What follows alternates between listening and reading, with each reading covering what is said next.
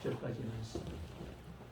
히브리서 13장 1절부터 9절까지 말씀. 같이 우리 합독하겠습니다. 형제 사랑하기를 계속하고 손님 대접하기를 잊지 말라. 이로써 부지 중에 천사들을 대접한 이들이 있었느니라. 너희도 함께 갇힌 것 같이 갇힌 자를 생각하고 너희도 몸을 가졌은즉 학대받는 자를 생각하라. 모든 사람은 결혼을 귀히 여기고 침소를 더럽히지 않게 하라. 음행하는 자들과 간음하는 자들을 하나님이 심판하시리라. 돈을 사랑하지 말고 있는 바를 족한 줄로 알라. 그가 친히 말씀하시기를 내가 결코 너희를 버리지 아니하고 너희를 떠나지 아니하리라 하셨느니라. 그러므로 우리가 담대히 말하되 주는 나를 돕는 이시니 내가 무서워하지 아니하겠노라. 사람이 내게 어찌하리요 하노라. 하나님의 말씀을 너희에게 일러주고 너희를 인도하던 자들을 생각하며 그들의 행실의 결말을 주의하여 보고 그들의 믿음을 본받으라. 예수 그리스도는 어제나 오늘이나 영원토록 동일하시니라. 여러 가지 다른 교훈에 끌리지 말라. 마음은 은혜로서 굳게 함이 아름답고 음식으로서 할 것이 아니니 음식으로 말미암아 행한 자는 유익을 얻지 못하였느니라. 아멘. 자, 이제 히브리서 마지막 장입니다. 13장. 우리가 앞에 11장 믿음으로 우리의 예수 그리스도에 대한 삶을, 믿음의 삶을 보이라라고 우리가 말씀을 주셨죠. 그리고 두 번째는 이제 소망으로 살아가는데 정말 예수 그리스도에 대한 소망이 있는 사람들은 어떻게 살아가는가라고 하는 것을 12장에서 우리가 잘 보았습니다. 그런 소망이 있는 자들은 어려움 가운데도 그 어려움들을 견뎌내고 이겨내죠. 그래서 끝끝내 주님이 원하시는 믿음의 삶을 살아가는 사람들이 바로 그 소망을 가지고 사는 사람들입니다. 오늘 13장에서는 저희들에게 주시고자 하는 내용이 큰 제목으로 본다면은 정말 사랑하는 모습이에요. 사랑의 삶을 예수 그리스도를 믿는다면은 예수 그리스도께 대한 사랑의 삶을 우리가 보이는 것이 지금 이제 13장의 내용들 가운데서 우리에게 말씀하고 있습니다. 그 중에 이제 몇 가지를 오늘 9절까지의 내용을 통해서 보고자 하는데요. 어떻게 살아가는 것이 정말 사랑의 삶인가, 믿음의 삶인가, 또 소망의 삶인가라고 하는 것들을 좀 더 이제 우리가 구체적으로 보아야 한다는 거죠. 히브리서에서 우리에게 그것을 보여주는 겁니다. 정말 우리가 믿음으로 살아간다라고 하는 것을 말은 많이 하지만은 정말 믿음으로 살아가는 것이 무엇인가? 그 구체적인 부분들로 들어가 보면은 그 부분들에 대해서 너무 우리가 명확하지 못하다 보니까 믿음으로 살아가는 것, 또 아니면 소망을 가지고 살아가는 것, 사랑을 가지고 살아가는 것들에 대해서 저희들이 일상생활 가운데 삶 속에서 그러한 삶이 이루어지지 못하고 있는 거죠. 그런 부분들 중에서 몇 가지 부분들을 자세하게 이제 우리들에게 말씀해 주고 있는데 정말 사랑으로 살아간다라고 한다면 그리스도의 사랑이 우리 안에 풍성하게 있다면은 우리가 해야 할 부분이 1, 2절에 보면 이렇게 말씀합니다. 형제 사랑을 계속하고 손님 대접하기를 잊지 말라. 이로써 부지 중에 천사들을 대접한 이들이 있었느니라 라고 얘기를 하죠. 성경에서 이런 경우가 있었죠. 그게 이제 대표적인 분이 아브라함의 모습이었습니다. 근데 아브라함이 하나님을 섬기고자 하는 마음에서 한 것은 아니죠. 하나님이 이 나그네들을 사랑하는 마음을 그의 마음 가운데 준 거예요. 사실은 아브라함도 하나님의 부르심 받기 이전에, 하나님이 부르시기 전에는 집에서 가족들과 함께 살아가는 삶을 살았지만은 하나님의 부르심을 받은 이후부터는 비록 나이는 75세였고 많은 나이에 그가 하나님의 부르심을 받아서 떠나지만 그의 떠나는 삶 속에서는 항상 나그네의 삶이었습니다. 그러니까 나그네라고 하는 것이 그의 삶 속에서는 배어 있죠. 그래서 나그네가 어떠한 삶이고 얼마나 힘든 삶인가, 또 그리고 외로운 삶인가라고 하는 것들을 아브라함은 그것을 체험을 통해서 많이 느꼈을 거예요. 그리고 나그네의 삶이 굉장히 두려운 삶이죠. 그래서 그런 두려움 속에 많이 휩싸이기도 했었습니다. 그러나 그 가운데서도 하나님께서 함께 하심으로 인하여서 그런 두려움들을 견디고 이겨내었죠. 그렇기 때문에 아브라함의 삶 속에서 나그네라고 하는 것은 정말 특별한 존재였을 거예요.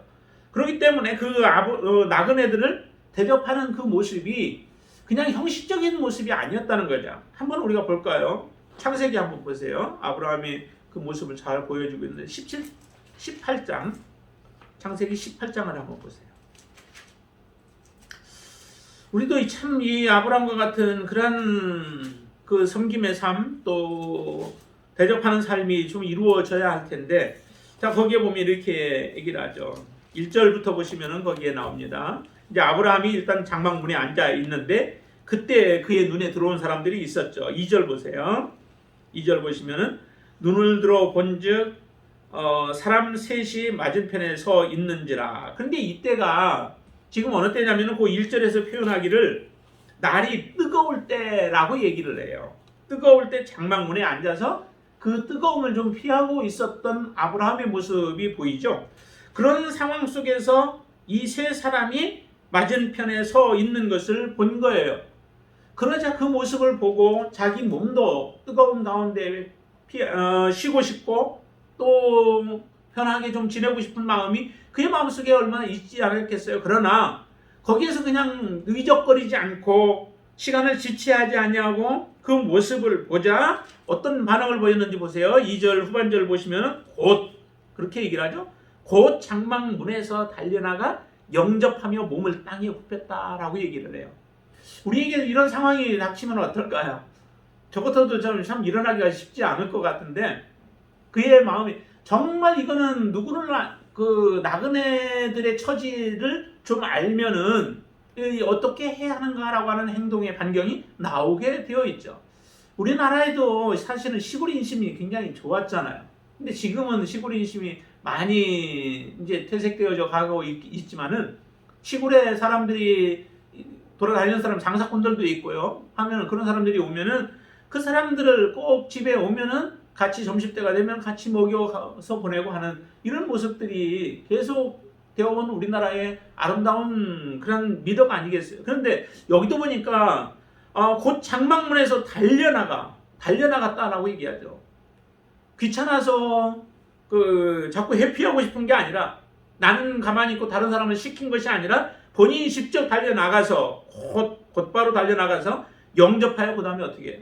몸을 땅에 굽혔다라고 얘기를 해요. 참 이 하나의 모습만 봐도 정말 아브라함이 어떤 마음으로 섬겼는가라고 하는 것을 그대로 우리에게 보여주죠.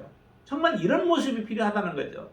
나그네들을 대접하라고 한다고 해서 억지로 해서 우리가 대접하는 것이 아니라 내 마음속에 기쁨이 있는 거죠. 내 마음이 그들과 하나가 되어지는 거예요. 뒤에도 조금 더 뒤에도 보면은 이제 그런 모습들이 나오는데요. 정말 그와 한 마음이 되어져서 섬기는 삶, 그 삶이 하나님이 원하시는 삶이라는 거죠. 마지못해서라도 하나님의 말씀에 순종하면 하나님이 기뻐하시긴 하지만은 더더욱 하나님 정말 기뻐하시는 것은 그와 동일한 마음으로 내 몸을 내 이웃을 내 몸과 같이 섬기는 그 마음, 그게 하나님이 우리에게 요구하시는 모습 아니에요? 이처럼 나그네가 지나가는 것을 보고 아니면 머물러 있을 때에 그 나그네를 대접하되 마음을 다해서 죽게 하듯 하는 마음이 바로 이런 마음 아니겠습니까? 왜 지나가는 사람인데 그 사람에게 몸을 땅에 굽혀서 그를 영접할 이유가 뭐 들어오시라고 그냥 하면서 받아만 주어도 얼마나 그게 기뻐요. 그 거지 나사로하고 부자와 모습 보세요. 가서 자기에게 좀 음식을 달라고 그렇게 요구를 하고 또 부스러기라도 먹고 싶어서 그렇게 해도 그에게는 그런 자비도 베풀지 않는 그 부자의 모습을 보면은 이 아브라함의 그 모습이 얼마나 정말 우리에게 도전이 되어지는지 그대로 볼 수 있겠죠. 그리고 나서 이렇게 얘기합니다. 떠나가지 말라고 하면서 4절 보세요. 물을 조금 가져오게 하사 당신들의 발을 씻으시고 나무 아래서 씻어서 하면서 씻는 것은 종의 모습 아니겠어요? 그들의 더러운 발을 씻기고 그 다음에 나무 밑에서 쉬고 가라라고 할 정도로 그렇게 적극적으로 그들을 권하여서 행하고 있습니다. 떠나가려고 하면은 그냥 마지못해서 우리가 인정하면서 보낼 수도 있잖아요. 그런데 강권하는 그런 모습들을 보고요. 그 다음에 5절도 보세요.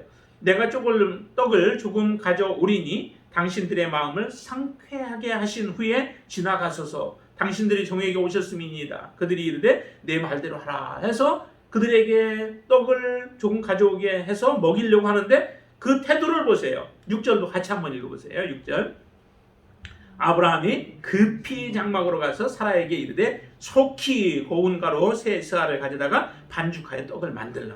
굉장히 이게 그분들의 마음, 떠나가려고 하는 그들의 마음을 알고 그들을 대접하는데 정말 지체함이 없죠. 그래서 속히 장막으로 갔고 그 다음에 속히 고운 가루를 가지고 음식을 만들라라고 얘기를 하고, 그리고 7절도 보시면 아브라함이 또 가축대 있는 곳으로 달려가서 기름지고 좋은 송아지를 잡아 하인에게 주니 그가 급히 요리하는지라. 병들어서 뭐 비실비실하는 그런 가축도 아니고 보니까 기름지고 좋은 송아지를 잡아서 하인에게 맡겼대요. 이렇게 지금 아주 극진하게 대접하죠. 근데 이 사람들이 정말 천사라고 한다는 것을 우리가 알면은 뭐 이렇게 할 수도 있잖아요. 그렇지만은 그 사람들이 그냥 일반적인 나그네들이에요. 일반적으로 지나가다가 거기에 멈춰서 있는 사람들인데 그 사람들을 이처럼 마음을 다해서 섬기고 정성을 다해서 섬기고 또한 그의 할 수 있는 모든 방법을 다해서 그들을 섬기는 이 모습이 정말 우리에게 큰 도전이 된다는 거죠. 우리가 누군가 친분이 있는 사람을 대접할 때도 사실 이렇게 하기가 쉽지 않아요. 친분이 있어도 어느 정도 선에서 우리가 대접을 하고 하는데 여기 보니까 아주 적극적인 모습으로 섬기는 아브라함의 모습. 그런데 결국에는 이 사람들이 누구예요? 이 사람들이 하나님의 천사들이었던 것을 나중에 뒤에 보면은 말씀해 주죠. 아브라함은 지금 모르고 있는 겁니다. 그리고 또 한 사람은 이제 거기에 바로 이어서 나오는데 19장에 보시면은 거기에 롯에 대해서 이렇게 말씀하고 있죠. 근데 롯도 보니까 19장 1절 한번 보세요. 19장 1절. 저녁 때에 두 천사가 소돔에 이르니 마침 롯이 소돔 성문에 앉아 있다가 그들을 보고 일어나 영접하고, 보니까 여기 롯도 땅에 엎드려 절하며 이르되 내 주여라고 하는 이런 고백들을 합니다. 돌이켜 종의 집으로 들어와 발을 씻고 주무시고 일찍 일어나 갈 길을 가소서. 그들이 이르되 아니라 우리가 거리에서 밤을 새우리라 라고 얘기를 합니다. 그러니까 밤을 새고 우리 집에서 좀 쉬고 그리고 떠나시다라고 하는 일반적인 사람들을 대접하는 거예요. 그런데도 그의 마음속에는 그들을 영접하고 땅에 엎드려서 그들을 영접하여 모셔드리는 그 모습, 그리고 주라고 고백하고 있는 이런 모습들을 볼 때에 정말 저들이 어떻게 섬겨야 하는가, 나그네들을 어떻게 섬겨야 하는가라고 하는 것을 우리에게 잘 말씀해 주고 있죠. 정말 이와 같은 모습으로 사람들을 섬기라는 거예요. 그게 이제 13장 1, 2절의 말씀에서 우리에게 말씀하는 거잖아요. 다시 한번 보세요. 형제 사랑하기를 계속하고, 이게 형제 사랑하는 것이라는 거죠. 그러니까 입술로만 우리가 사랑한다 고백이 아니라 정말 사랑한다면은 그의 처지가 그대로 내 마음에 와 닿는 거예요. 내 마음에서 그대로 느껴지는 거죠. 그리고 손님 대접하기를 잊지 말라 하는데 그 손님을 대접하는 것이 형식적인 것이 아니라는 거예요. 모든 우리의 형식적인 가식적인 것들을 다 벗어버리고 내 마음의 중심에서 원하는 마음으로 그들을 사랑하라라고 하는 거죠. 일반 달란트 빚졌던 자와 500데나를 빚졌던 자에 대해서도 말씀하시면서 마지막 결론으로 뭐라고 말씀해요? 너희가 중심으로 형제를 사랑하지 아니하면은 너희들도 이와 같이 될 것이다 라고 말씀하잖아요. 중심으로 형제를 사랑한다는 것은 중심으로 형제를 사랑하면은 우리 안에서 매이는 것들이 없죠. 매이고 풀지 못할 것들이 사실은 없다는 거예요. 그게 정말 죄를 지어서 그렇다면은 그거는 우리가 용서할 수 없는 부분들이죠.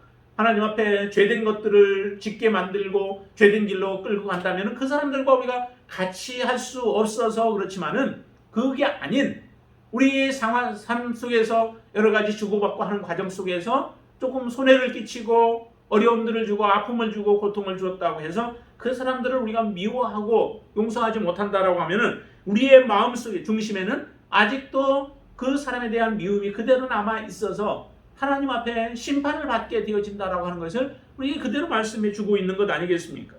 이처럼 그렇게 살아갈 때에 그 사람은 부지 중에 천사를 대접하는 그러한 일들이 일어난다라고 하는 겁니다.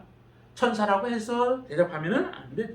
모든 사람이 정말 주님이다, 주님과 같은 심정으로 우리가 일할 때도 항상 그러잖아요. 죽기에 하듯 하는 마음으로 한다면은 그 사람은 잘 살아가고 있는 거예요.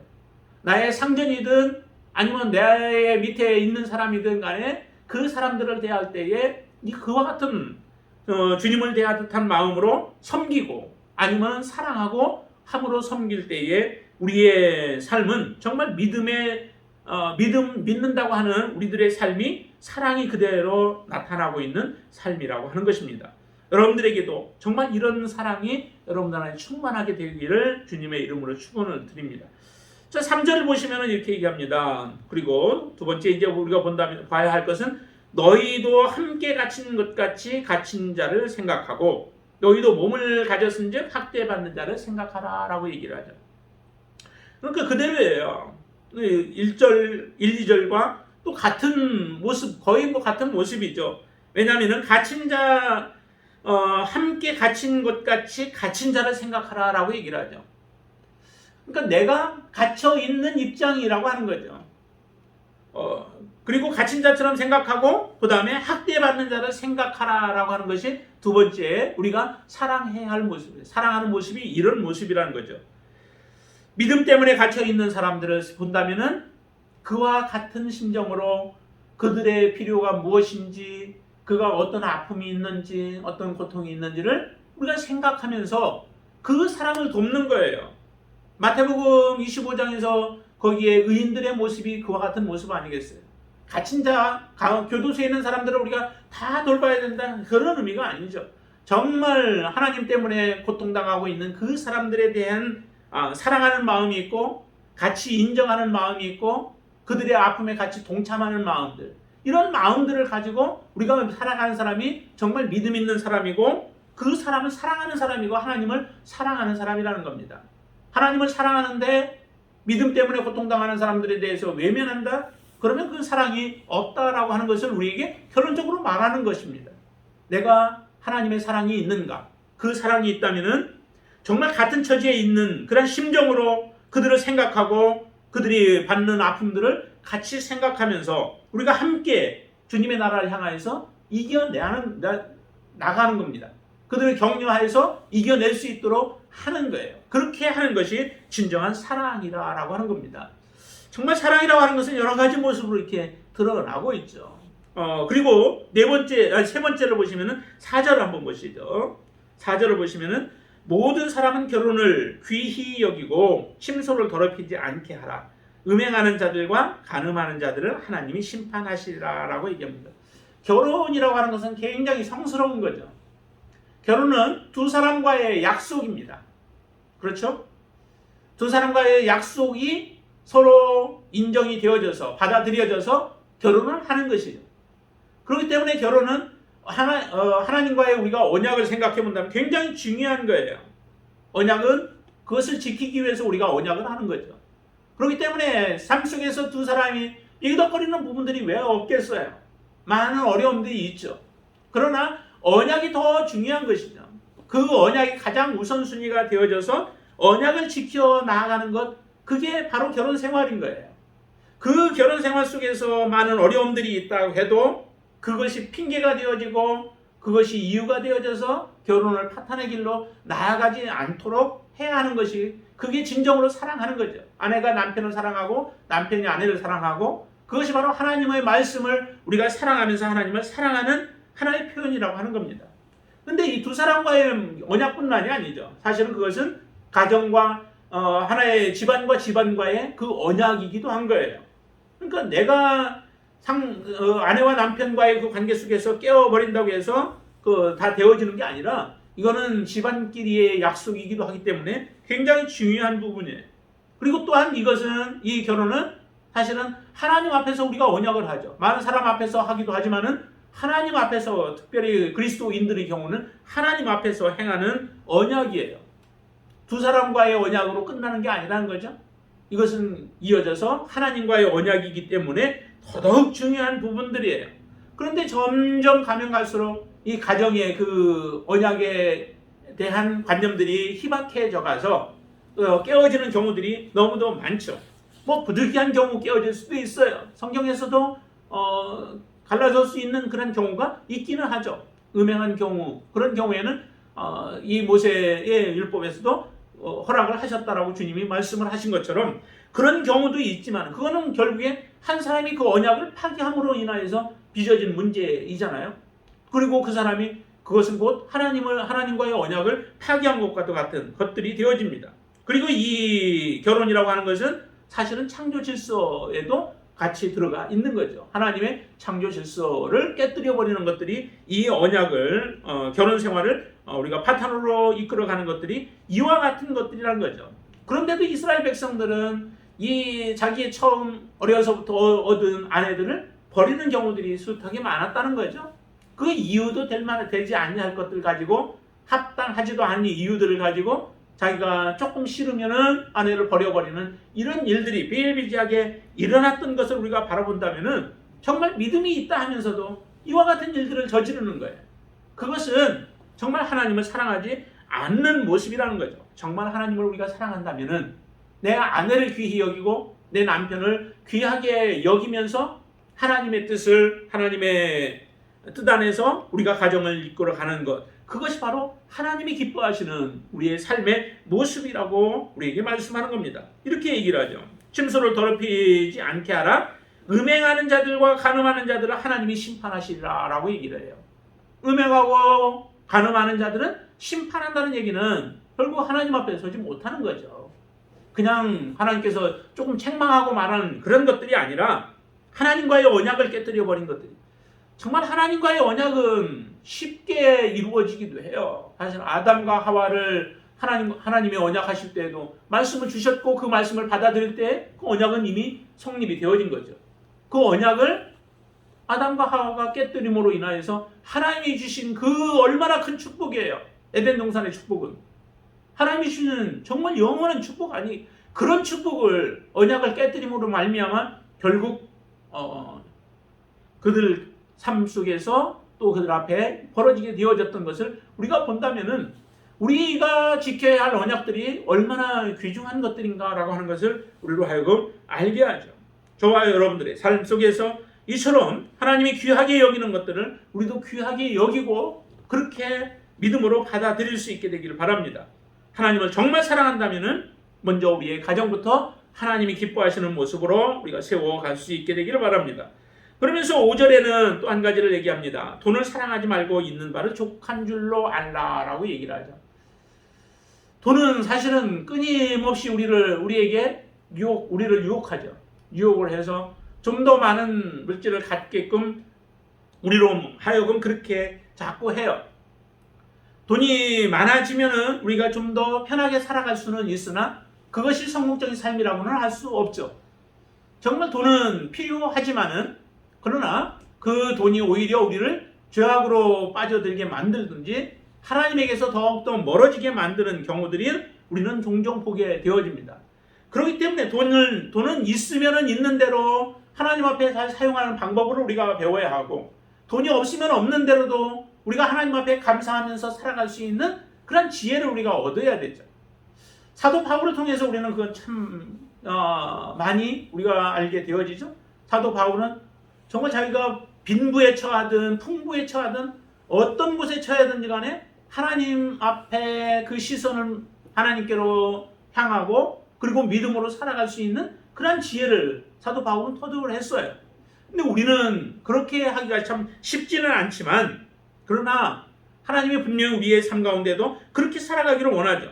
그래서 이 히브리인들을 향하여서 말씀을 하는 겁니다. 돈을 사랑하지 말고 돈은 있으면 있는 대로 그것을 잘 사용하라는 거죠. 하나님이 원하시는 대로 그것을 사용을 하고 우리의 필요한 대로 사용해야 돼. 거기에 돈의 노예가 되지 말라는 거예요. 우리의 삶의 방식이 돈을 가지고 모든 것을 하려고 하는 그런 삶의 방식으로 살아가지 말라는 거예요. 이 돈을 사랑하지 말라고 하면서 이렇게 말씀하시잖아요. 거기에 한번 보세요. 이어서 한번 보십시오. 내가 결코 너희를 버리지 아니하고 너희를 떠나지 아니하리라 하셨느니라. 6절 같이 한번 읽죠.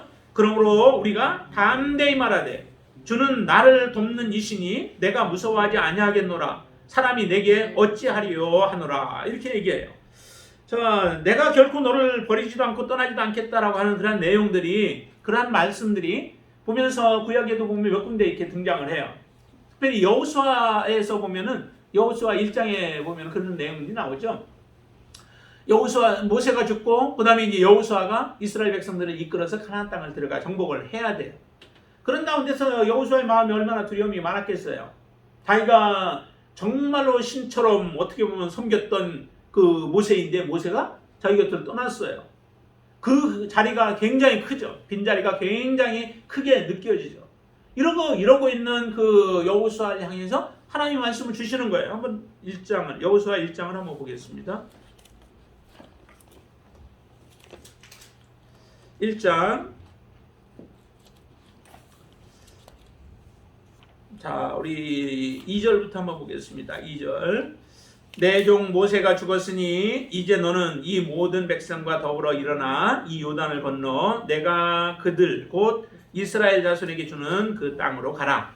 내가 모세에게 말한 바와 같이 너희 발바닥으로 밟는 곳은 모두 내가 너희에게 주었노니 곧 광야와 이 레바논에서부터 큰 강 곧 유브라데 강까지 해쪽 속의 온 땅과 또 해 지는 쪽 대해까지 너희 영토가 되리라 하면서 5절 같이 읽습니다.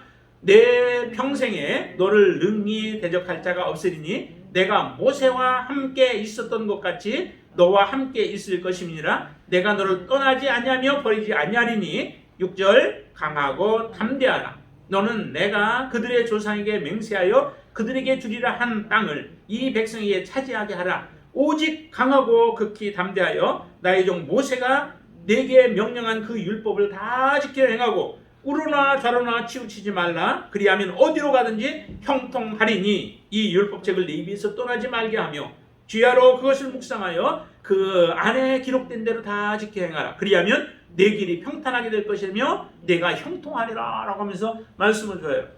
근데 이 말씀과 지금 돈을 사랑하지 말라라고 하는 말씀과 같이 이렇게 주신다는 거죠. 다시 말하면은 우리가 어떤 삶을 살아갈 것인가, 어떤 방식으로 살아갈 것인가, 나의 삶의 주인이 정말 돈이 되어질 것인지 아니면은 나의 온전한 주인이 하나님이 되어서 하나님만을 의지하고 살아갈 것인지. 지금까지 모세가 이스라엘 백성들을 이끌어와서 그 이끄는 대로 순종하며 따라가기만 하면 됐던 것이 이 여호수아의 삶의 모습 아니에요? 그런데 이제 모세가 사라져 버렸어요. 그러면은 그 사라진 모세만을 바라보고 있을 수는 없잖아요. 하나님께서 이제 모세 그를 의지하여 살아왔다면은 이제 전적으로 하나님만 의지하며 살아가는 삶을 살면은 모세와 함께 했던 것처럼 내가 너와 함께 할 것이고 너를 극히 강하고 담대한 가운데서 내가 가는 곳마다 내가 함께 할 것이다 라고 하는 약속을 주시는 거예요. 우리의 인생에 있어서 정말 우리가 바라고 의지해야 될 것이 뭐냐? 이 세상에 돈을 가지고 할 수 있는 것들이 참 많이 있죠. 그렇지만은 돈이 전능하지는 않아요. 그렇다면 돈을 우리가 의지하며 하나님을 좀 더 거리를 두고 우리가 살아갈 것인가? 아니면은 돈보다는 온전히 하나님께 우리가 의지하여 하나님만을 믿고 믿음으로 살아갈 것인가? 라고 하는 그런 삶의 방식 중에서 한 가지를 선택해 가야 된다라고 하는 거죠. 그렇게 됐을 때 내가 무엇을 선택하는가에 따라서 우리의 삶을 하나님이 이끄시기도 하고 오히려 돈을 따라서 가다가 우리의 멸망의 길로 갈 수도 있게 되어진다는 겁니다. 그래서 히브리 기자는 그렇게 얘기하는 거예요. 돈을 사랑하지 말라는 거예요. 돈이 많으면 많은 대로 우리가 잘 관리하고 없으면 없는 대로 살아가는 가운데서 오직 하나님만을 잃어버리지 말라는 거죠. 하나님만이 너희들의 삶을 인도하고 이끌어줘서 하나님이 떠나지 아니하면은 우리의 삶은 하나님이 기뻐하시는 온전한 삶을 살아갈 수 있지만은 하나님이 없게 되어진다면 우리는 아무리 많은 것을 쥐고 있어도 결국 그것이 우리를 온전하게 인도하지 못한다는 거예요. 결국 멸망의 길로 인도할 수밖에 없다는 거죠. 여호수아가 담대할 수 있었던 이유도 바로 그 하나님이 함께하기 때문에 가나안에 들어가서 그 강한 가나안 족속들을 다 멸하고 하나님께서 원하시는 대로 정복하며 나아갈 수 있었던 것이 하나님을 의지했기 때문에 그렇다는 거죠. 그러면 정말 우리가 하나님을 사랑한다 하는 사람들에게 나타나야 할 부분이 뭐냐면은 바로 돈을 의지하는 게 아니라 하나님을 의지하고 하나님을 붙들고 살아가는 삶, 그 삶이 진정으로 하나님을 사랑하는 사람이라고, 그리고 우리의 사랑을 드러내 보이면서 살아가는 것이라는 것을 우리에게 말씀합니다. 여러분은 무엇을 의지하고 살아가나요? 나의 지혜도 아니에요. 나의 능력도 아니에요. 나의 물질도 아니고요. 나의 건강도 아닙니다. 우리가 의지해야 할 것은 오직 하나님 한 분뿐이심을 믿으시기를 바랍니다. 그 하나님만을 붙들고 믿음으로 살아갈 수 있게 되기를 바랍니다. 그런 자들이 바로 하나님 앞에서 진정한 사랑을 가지고 살아가는 사람인 줄로 믿습니다. 자, 그 다음에 7절도 한번 보시면은, 7절을 보시면 이렇게 얘기합니다. 하나님의 말씀을 너희에게 일러주고 너희를 인도하던 자들을 생각하며 그들의 행실의 결말을 주의하여 보고 그들의 믿음을 본받으라. 여기서 우리가 살아가야 할 부분, 사랑하는 것은 어떤 것이 사랑하는 것이냐면은 바른 말씀을 바르게 인도해 주는 사람, 그 사람들을 생각하고 그들의 믿음을 본받으라는 거예요. 사람들은 많죠. 말씀을 가지고 선 사람들도 많아요. 세상이 많잖아요. 말씀을 가지고 서는 사람들, 우리가 TV를 통해서도 그렇고 인터넷을 통해서도 그렇고 여러 군데로 많이 있어요. 그러나 우리가 정말 바르게 하나님의 말씀으로 인도해 주는 사람들을 생각하라는 거예요. 그들을 생각하고 그 다음에 그분들이 어떻게 살아가는지 그 결말을 보라는 거죠. 결말은 나쁜 결말을 의미하는 게 아니에요. 정말 하나님 앞에 말씀으로 지금 살아가고 있는 사람들, 하나님의 말씀대로 인도하고 있는 사람들의 삶의 결말을 보면서 우리는 그들을 본받는 삶을 살라는 거죠. 이렇게 살아가는 것이 곧 사랑의 삶이라는 거예요. 정말로 우리가 원하는 바가 바로 이런 믿음의 삶을 살아갈 때에 하나님 앞에서 바른 삶을 살아가는 겁니다. 간단하게 얘기한다면 주의 종들의 행실을 지켜보고 너희들은 본받아라. 아무나 본받으라는 게 아니에요. 아무나 본받으면 안 되죠. 아무나 따라갈 수 없죠. 따라가면 안 되죠. 사꾼 목자도 있고 선한 목자도 있다라고 예수님이 얘기해요. 선한 목자는 양들을 위하여서 자기의 목숨을 버린다라고 말씀하고, 양들은 선한 목자의 음성을 안다는 거죠. 그래서 선한 목자의 음성을 따라서 가요. 사꾼이 부르고 사꾼이 유혹한다고 사꾼 목자로 따라가게 되지면 결국 사꾼도 아니면 그 양들도 함께 멸망하게 되어지죠. 그래서 너희들은 바르게 인도하는 주의 종들, 참된 주의 종들을 바르게 알고 그들의 행실을 지켜보면서 너희들은 본받는 삶을 살아가는 것, 이것이 바로 우리가 사랑으로 살아가는 삶이에요. 그러니까 그들을 인정해 주는 것도 굉장히 중요한 부분이라는 거죠. 그러면서 이제 9절 말씀 보세요. 9절 말씀 같이 한번 읽습니다. 여러 가지 다른 교훈에 끌리지 말라. 마음은 은혜로서 굳게 함이 아름답고 음식으로서 할 것이 아니니 음식으로 말미암아 행한 자는 유익을 얻지 못하였느니라. 그래서 여기에서는 우리가 은혜에 확고하게 서서, 하나님의 은혜가 없으면 우리가 계속 지속해 나갈 수 없죠. 그러니까 체험적인 신앙도 필요하지만은 체험적인 신앙이 은혜의 한 부분이기도 해요. 그러나 모든 것이 다 체험적이지는 않을 수 있다는 거죠. 그래서 하나님의 은혜를 우리가 알면, 또 그 은혜를 확고하게 붙잡으면 다른 교훈에 끌리지 않게 되어진다는 겁니다. 하나님의 은혜를 모르기 때문에 우리가 자꾸 다른 것에 빠지게 되어지죠. 하나님의 말씀도 마찬가지잖아요. 하나님의 말씀이 내가 좋아하는 말씀만 해준다고 그게 은혜가 아닌 거죠. 하나님의 말씀은 꼭 내게 좋은 것으로만 들려오지 않을 수 있어요. 내게 굉장한 아픔이 되어질 수도 있어요. 내게 굉장히 정말 자꾸 찔리고 가책을 받게 만드는 말씀일 수도 있어요. 그것이 은혜일 수 있다는 거죠. 근데 사람들은 그런 은혜를 자꾸 생각지 않냐고 오히려 내 마음에 기쁨을 주고 나의 감정에 어떤 그 편안함을 주고 하는 이런 것들만 찾아가게 되어진다는 거죠. 그것을 원해요. 그게 이제 디모데후서에서 얘기하는 것처럼 자기의 귀를 즐겁게 해줄 사람의 말, 선생의 말들을 자꾸 듣기를 좋아한다는 거죠. 칭찬을 싫어하는 사람이 사실은 누가 있어요? 그러나 칭찬만 듣게 항상 내가 칭찬만 듣게 된다면 나는 그 자리에서 더 이상 발전이 없습니다. 칭찬도 때로는 필요하고 잘못된 것을 보면 그것에 대해서 책망도 있어야 되죠. 그래야 책망을 통해서 나의 부족한 부분이 무엇인가, 나의 잘못된 부분이 무엇인가를 알고 그것을 고쳐서 내가 전진할 수 있고 더 발전할 수 있는 거죠. 근데 신앙적인 부분에서도 그렇게 되어야 하는데 사람들은 신앙적인 부분에 있어서 내 마음에 맞는 설교를 들으러 다니게 된다는 거죠. 그렇게 되어지면은 결국 나는 내 안에서 벗어나지 못해요. 내가 알고 있는 정도 안에서 벗어나지 못하고 내 경험 안에서 벗어나지 못하는 신앙으로 우리는 굳어져 버리게 되어지고 결국 그러다가 결국 미혹받는 일들이 일어나게 되어진다는 겁니다.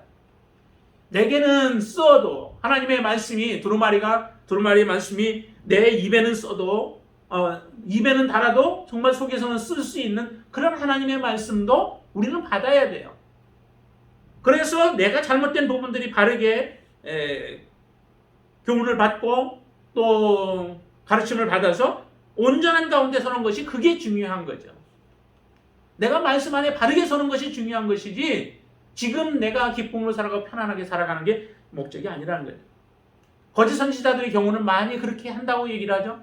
평안하다 라고 하는 말들을 준다는 얘기예요. 다시 말하면은 그 사람들에게 두려움과 염려와 걱정들을 하지 않게 만들고 신앙적인 부분에서도 그냥 안주하게 만들고 그러면서도 그 사람들이 잘하고 있다라고 함으로 인하여 결국 주님의 재림을 대비하지 못하게 만들고 또한 어려움들이 왔을 때 그 어려움들을 이겨낼 수 없게 만들어서 결국 무너지게 만드는 일들을 행하게 되어진다는 거예요. 여기에 다른 교훈들에 끌려가는 이유들도 대부분의 많은 경우들이 그럴 겁니다. 자기들의 입맛에 맞는 것들을 찾아가다 보니까 딱딱한 것들은 싫어하고 원치 아니하여서 그래서 다른 교훈에 끌려 결국에 우리가 무너져버리는 신앙을 갖게 되어진다는 거예요.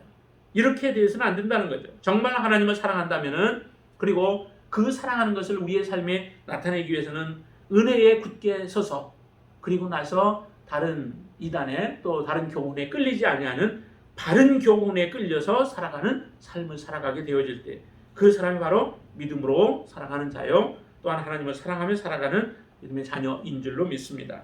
이 모습처럼 정말 우리가 이제 마지막 때를 지금 살아가고 있는 것 같아요. 점점점 진짜 마지막 때이지만 저는 요즘에 조금 그런 생각을 갖게 돼요. 지금 이게 우리가 코로나 때문에 자꾸 이게 백신을 맞잖아요. 그러면서 이제 백신 안 맞은 사람들은 마음대로 갈 수도 없게 되어졌어요. 가서 음식을 그냥 안 맞은 상태에서 가서 먹기도 못하게 만들어 됐죠. 근데 이런 것이 조금 더 발전되어지면 어디까지 갈 수 있을까? 뭔가 그 정책을 만들어서 그것을 강제적으로 집행을 하면서 사실은 사고 팔지도 못할 정도로까지 만들어가지 않을까. 지금은 뭐 그런 것까지는 아니지만은 이 하는 그 모습을 보면은 그런 모습들이 조금 자꾸 연상되어져서 걱정이 많이 돼요. 왜냐하면 우리가 점점 그것에 익숙해져 가거든요. 사람들이 젖어 들어가요. 그런 모습들이 젖어 들어가다 보니까 이게 어느 순간인가는 그와 같이 일을 해도 모든 사람들이 다 따라가겠다. 지금 3차 접종을 저도 하라고 이제 얘기가 나오더라고요. 저기에서 접수해가지고 예약해서 맞으라고 하는데 3차 접종에 대한 정확한 것들을 잘 공지를 해주고 그것이 정말 3차 접종에 효과가 어떤 효과가 있고 한 것들에 대한 연구 결과라는 이런 것들을 잘 알려주고 그리고 나서 선택해서 할 수 있도록 이렇게 해줘야 되는데 그런 부분들은 많이 안 하고 그냥 일단은 와서 저기 3차 접종을 하라. 그게 이제 효과가 좀 많이 있다. 그런 표현들을 하는데 이렇게 하다 보니까 자꾸 맞고 싶은 마음이 생겨지는 거예요. 근데 그렇지 않은 사람들이 있잖아요. 여러 가지 형편이 안 돼서 또 건강상 안 돼서 그런 사람들은 마음대로 음식점 같은 데 들어가지도 못하고 하는 이런 일들이 생기다 보니까 결과적으로 이것을 조금 더 잘 다듬어 버리면은 결국 마지막에 얘기하는 것처럼 육룡종과 같은 일들이 벌어질 수도 있지 않을까 하는 그런 염려가 생긴다는 거죠.